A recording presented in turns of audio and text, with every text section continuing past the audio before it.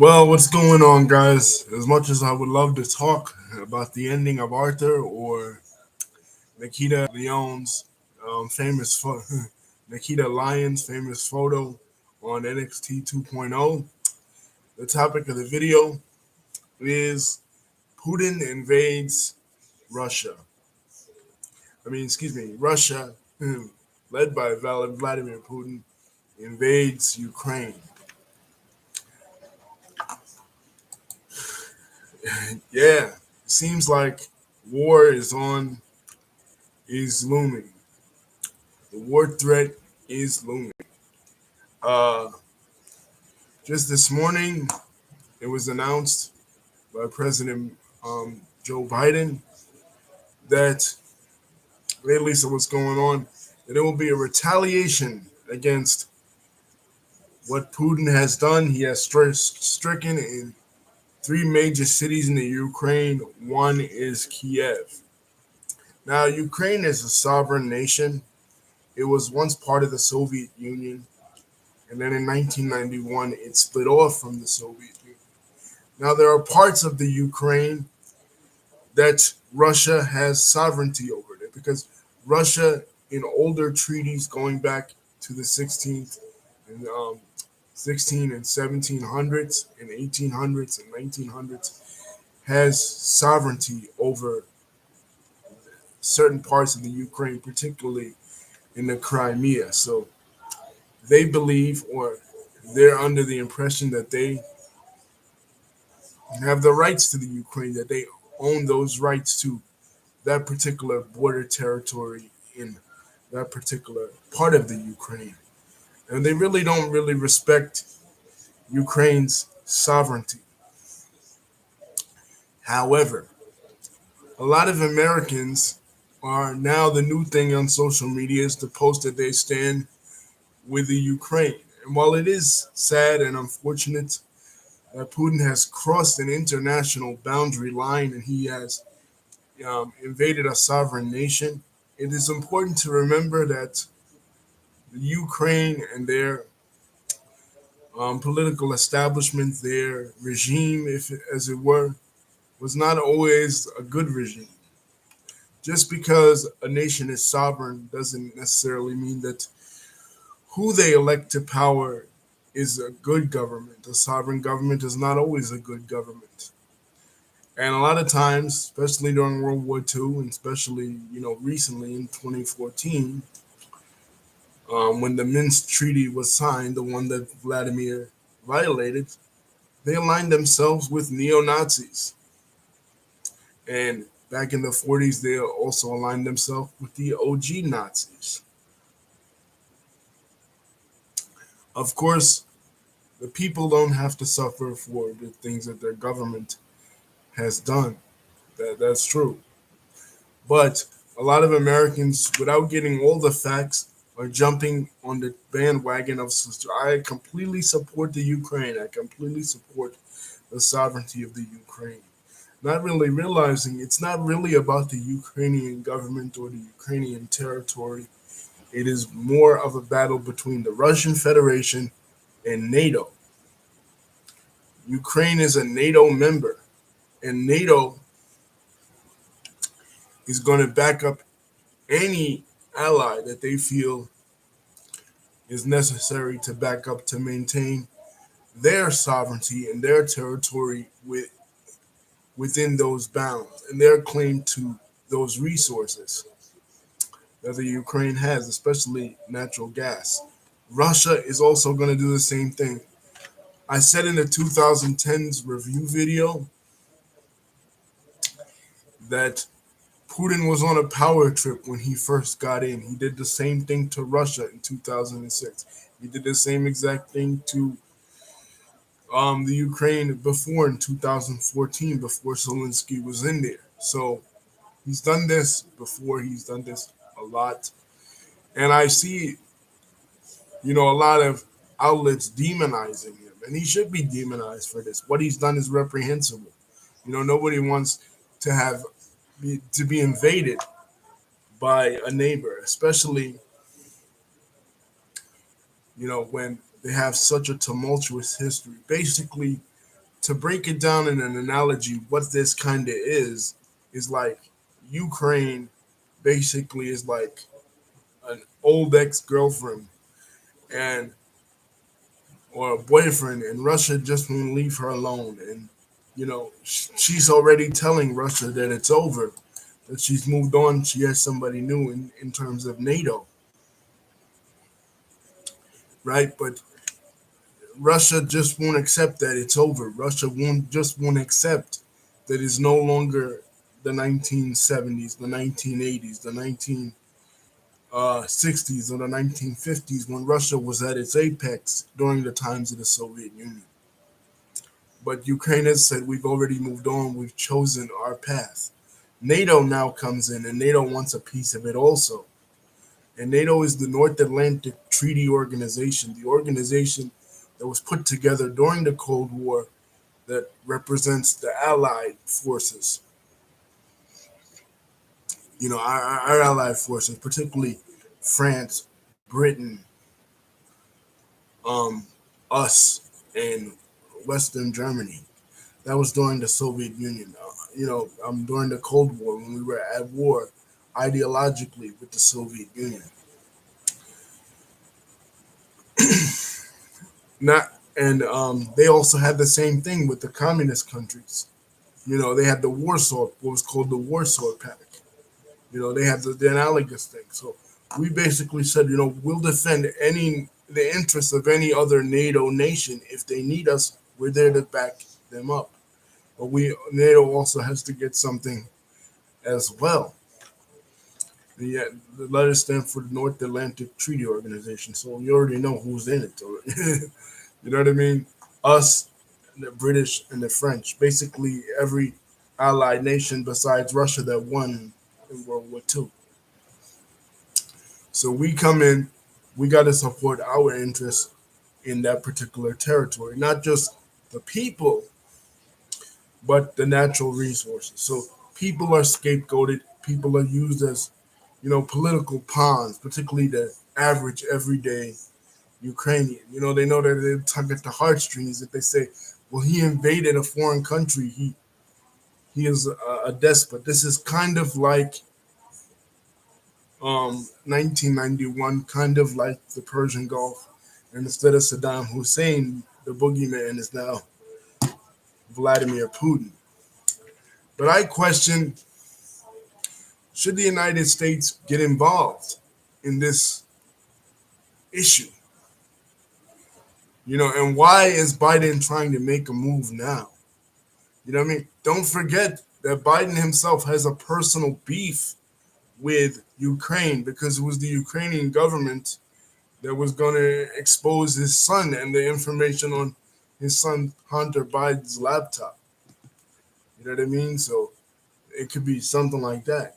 But I still say whether or not it's a personal beef or whether it's, something political, still the United States should stay out of it. We just got out of a war that we were in for 20 years. We don't need to be engaging in yet another war to stop a nation that is not really all that strong to begin with. Russia, although a formidable opponent, a formidable ally, in the past she's not what she used to be. She is not the formidable ally, the formidable opponent that she was, back during the Cold War days. You know what I mean? But some people are trying to relive those glory days of the Cold War, particularly Vladimir Putin. You know what I mean? Trying to flex his muscle in the region. And that's his region. You know what I mean? That's Russia's region. They've had sway over that region for many decades, even before the start of the Soviet Union, in the Tsarist years, before 1922 when the Bolsheviks took over. They had control of that region. Basically, the Russian culture, the Kievian Rus culture started in not in actual mainland Russia that comprises the Russian Federation, but in actual Kiev. The first semblance of Russian, what will become Russian civilization started in that area. So Russia's always seen it as kind of her backyard in the same way that the United States has done with the Caribbean. Look at how bad the United States took it in 1961 during the Cuban Missile Crisis. The Cuban people were trying to say, we're getting the United States, our big brother, off our back, and we're making our own way. We're starting with an enemy of America in the Soviet Union, and America took that pretty offensive. Why? Because she has a history with not only with Latin America, going back since the Monroe Doctrine, but also with Cuba in particular, helping Cuba in its revolution. You know what I mean? So it is obvious that the United States said, no, you're not going to get involved with Caribbean nations. You're not going to step on our toes in our backyard. We own this yard. This is our yard. This is our playground. And we're not going to let a country like Russia that's mad far away dictate what we're going to be doing. Same thing here. How Russia is looking at it. Russia has always holds sway over that particular area, especially with the Crimea, in the Crimean region. Since the Crimean War, way back in uh, the 19th century.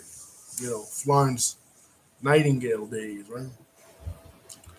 So they've held sway over that area. So they feel like it's their domain. They feel like they can do whatever they want. And the United States doesn't have a say in it. I still think that a lot of people in Russia are very salty, you know what I mean, about not winning the Cold War and ending up on the losing end and losing those territories. So they still want to flex their muscle.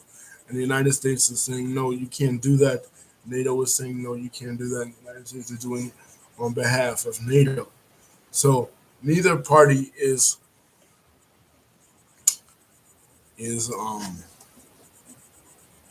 innocent in this whole situation.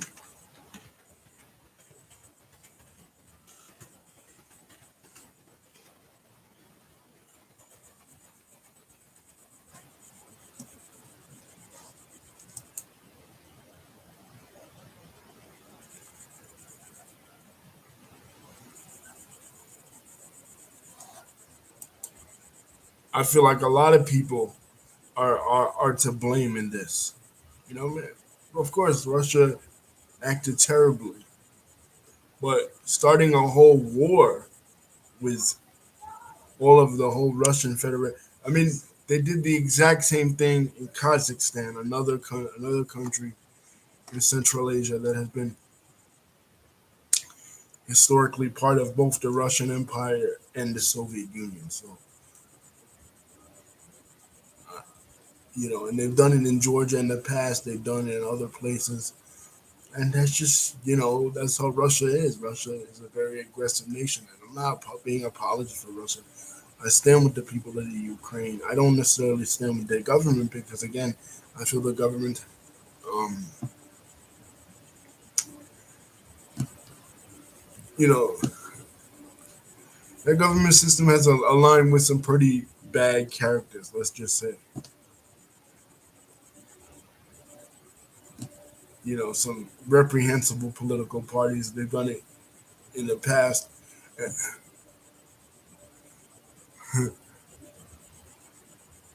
Lisa says Putin needs a wife. Yeah, I think he is the kind of guy that he represents the old guard of Russia. He represents that portion of Russia or hobbies, Lisa says, or that portion of Russia that is still living in the 80s, still living in the 70s, still living during the Cold War era. And they remember a time when Russia was Russia. You know what I mean? He's kind of like Trump in a way. How Trump wanted to make America great again. Putin is like that with Russia. He wanted to make Russia. When he came in And I said this in the 2010s video. This is absolutely correct that he probably does need it. There's something to do with his life. But in the 2010s video, well, you won't be watching Arthur anymore because it's not on the air anymore. But in the 2010s video, or Wendy Williams, um, well, you got a few more episodes left of that.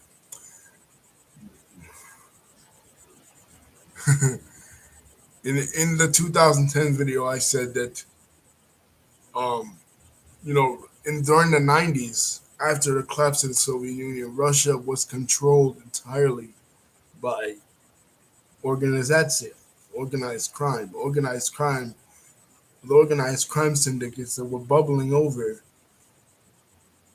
during the communist era had now taken over power. And a lot of Russians felt powerless because the central government was so weak. And Russia was a country, like we talked about before on this channel, you, you know, with countries that have weak governments.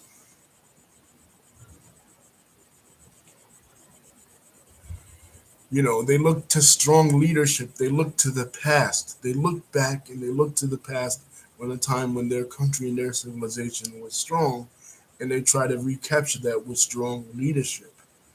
And a lot of countries, especially in the Slavic countries like in Eastern Europe, especially Russia, they don't have a history, really. Russia doesn't, and all of Eastern Europe really doesn't, of democracy like us.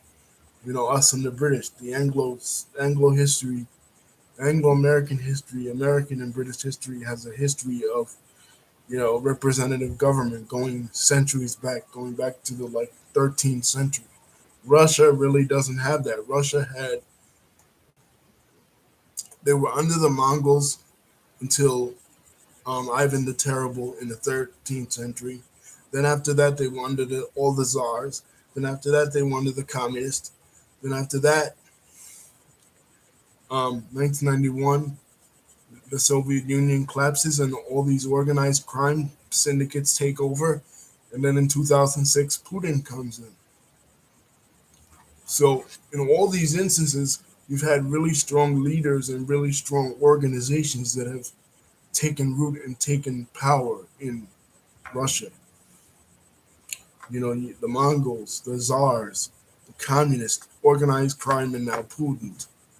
So when you're used to that, you can adjust to that. Not like in the United States, where we've always had weak central governments and strong regional governments, like in the South.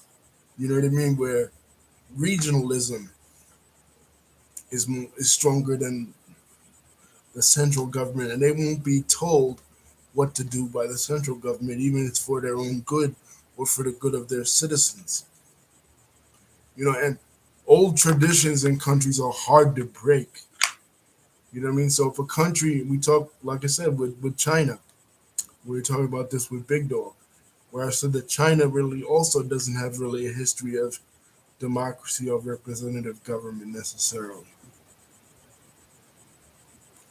They rely strongly on a strong central government and dictatorships. That's their history. You know what I mean? So old habits are hard to break. Like racism is hard to break in this country. Belief in monarchy is hard to break in England. That even when they did break it, even when Oliver Cromwell took over the government of England in the 17th century and abolished the king and queen, they had to end up bringing it back because that's what British people had always known. That's the way British society is. Lisa says, so similar to that with Russia. Top-down rule and strong central governments are the thing in Russia, have always been the thing in Russia since Russia existed as a country. Since the birth of Russian civilization. Same thing in the Spanish countries. It's very hard to get democratic governments and democratic rule in a lot of the Spanish countries because the Spanish countries come from Catholicism. They come from a heavy reliance on Catholicism and the role of the Catholic Church in the society, and they don't respond well to representative government or weak central government leadership in those countries and communities. It's just the way it is. You can't have, it's not like George Bush or some American presidents envisioned it, that you could have that democracy and capitalism is for everybody. You know, you know what I mean? You would like to think it is that way, that it could, that our way of life, the way we live, and our way of thinking, the way we run the government is could be for Russia, could be for China, could be for the Latin American countries, could be for the Middle East. But no, it can't be that way because every culture is different. You know what I mean? It's not a one size fits all thing.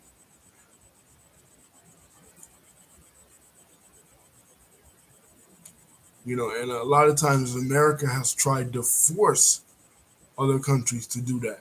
They've tried to make other countries be the way they are. That's why we were fighting in Afghanistan for 20 years.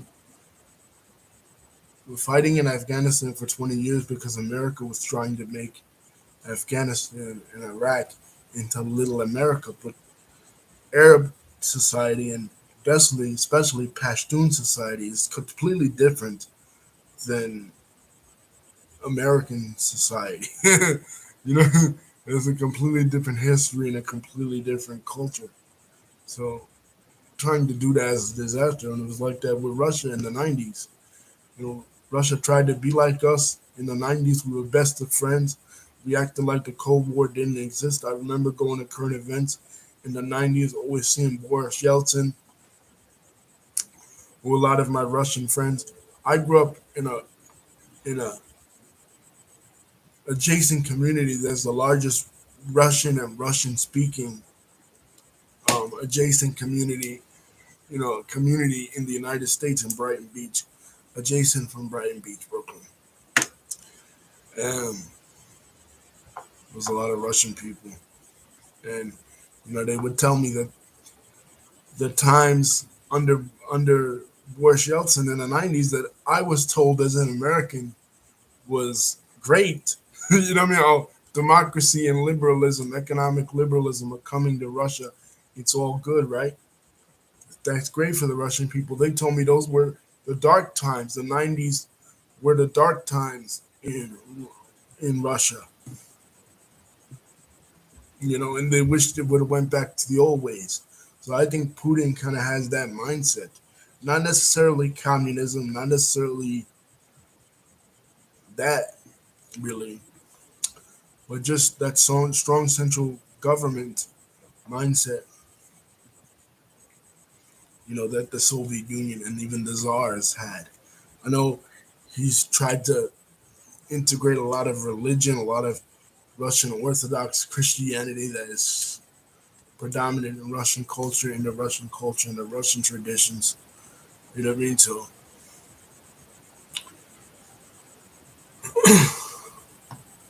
Lisa says that Trump agreed that he said if he was not it's true, he wouldn't, because he was close with Vladimir Putin. He was diplomatic with Putin. Putin didn't like Obama.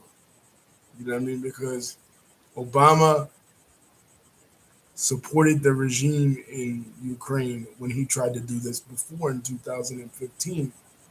In 2015-14. So Putin and Obama, they didn't get along. You know what I mean? So when Trump came in, he made best friends with Vladimir. You know what I mean? So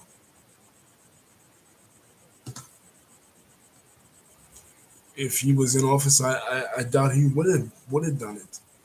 But see, that's the one thing everybody that's a Trump hater got to give to Trump. Even Lisa, that's a big time Trump hater. Yeah, he buddied up with Kim Jong Un, right? A communist leader in North Korea. Or yeah, he buddied up with Putin, or he buddied up with this dictator and that dictator. But think about it. He wasn't getting us into war. We avoided war. for 4 years under Donald Trump. He didn't want to send our troops into yet another endless war that cannot be won for resources. Yes, they use the pretext of freeing the Ukrainian people, helping them to maintain their sovereignty. But is it really about the Ukraine, or is it more about maintaining our interests and NATO's interests? You got to think. All these wars, they always come up with the same thing. Oh, well, I mean, look at Syria. They said with Syria when we went in 2011.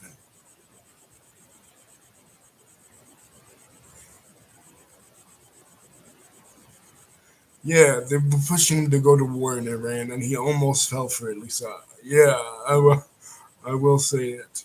He almost fell for it. But in 2011, when we went to war with Syria, they were saying, okay, yeah, now we got to bring democracy to Syria. We got to help the Alawi, not the Alawites, the Yazidis, right?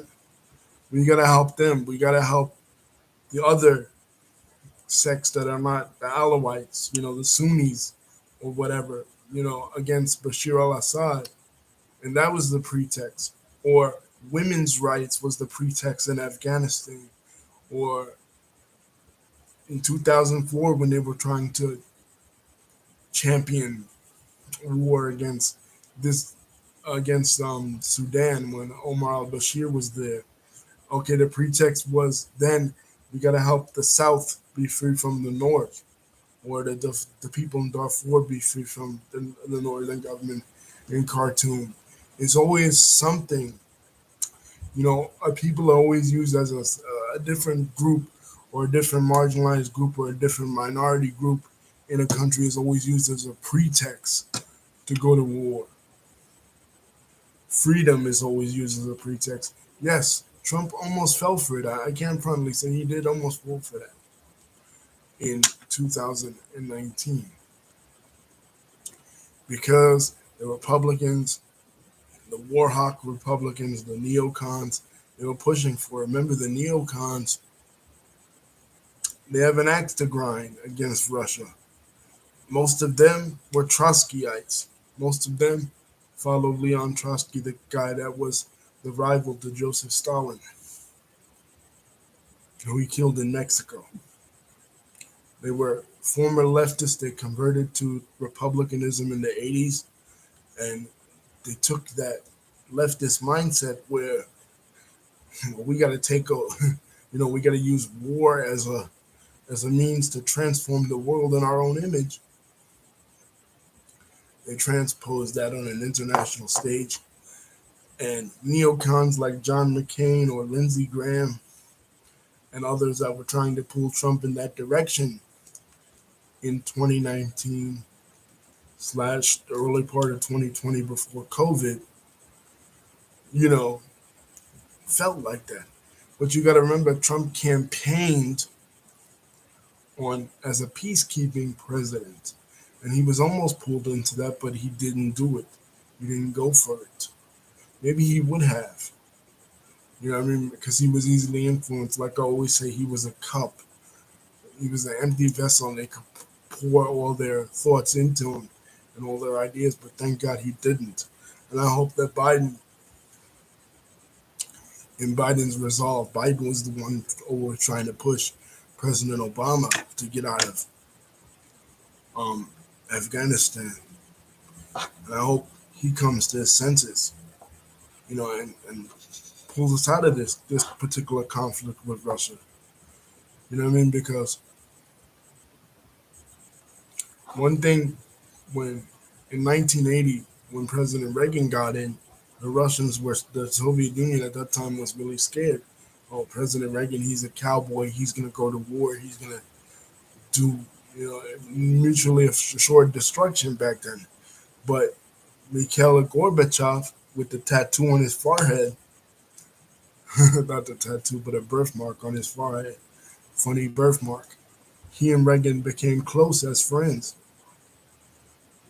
and we avoided, the destruction of the world in World War III thanks to them.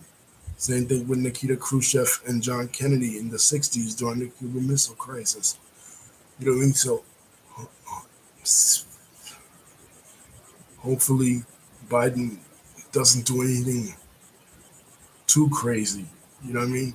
I still support Joe Biden, but you know what I mean? Like trying to go to war with Russia, mm-mm. you know, leave the Russians and the Ukrainians in their own lane, in their own lobby. It's a domestic dispute between people in the same neighborhood, people in the same part of the world, and we don't need to be getting involved in something like that. The world is just getting over COVID. Anyway, guys, I'm going to bed. Thank you, Lisa, for contributing. Thank you guys for watching. And peace throughout the world. No war.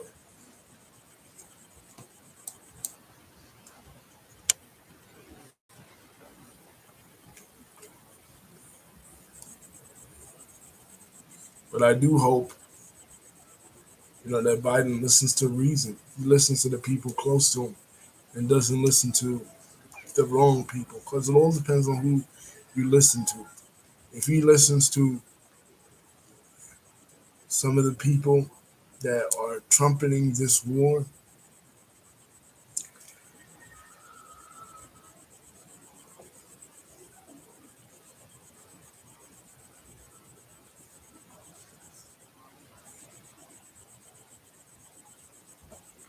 yeah. I just want to make this clear. Lisa, I don't, and anybody else, I don't support Vladimir Putin. You know what I mean? But